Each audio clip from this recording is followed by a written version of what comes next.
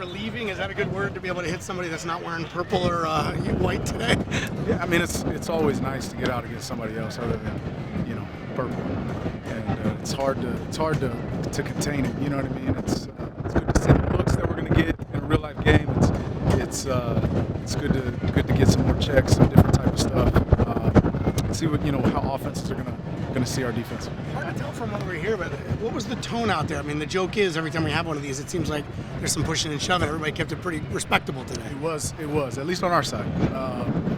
Chippiness is gonna happen. It's the nature of the game. I feel like if you don't have a chip on your shoulders when you come out here, you're not gonna be at your highest level. So it's part of the game, but it's both teams are coached well and understand what it is. When you look at the pre-snap movement, disguises, and all the different looks that you show them, where would you say like the mastery level of Flo's defense is for your unit right now?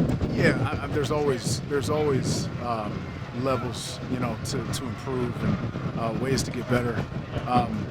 I'm excited to see what a true game plan will look like.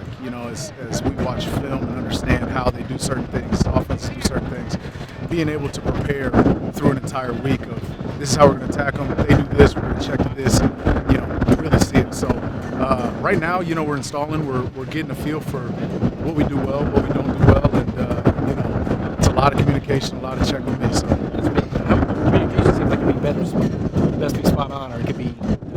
100%. And we've got guys that are capable of doing it. So I think Flo feels comfortable allowing us to take control. You guys aren't going to the ground. What's it like meeting a guy like Derrick Henry in the hole and practice? And how can that help? A rep like that help during come game time? Yeah. It's honestly it's hard in practice because he's not trying to run you over. I'm not trying to run him over. Nobody's really trying to be the most physical at the point of contact. But you've got to have leverage, and it works your feet, it works your pad level.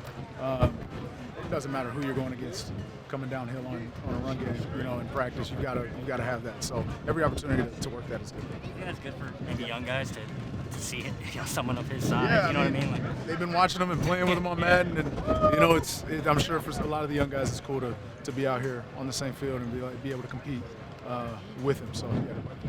Something like to see these pressure looks that you guys are going to implement start to take shape. It's fun. It's fun.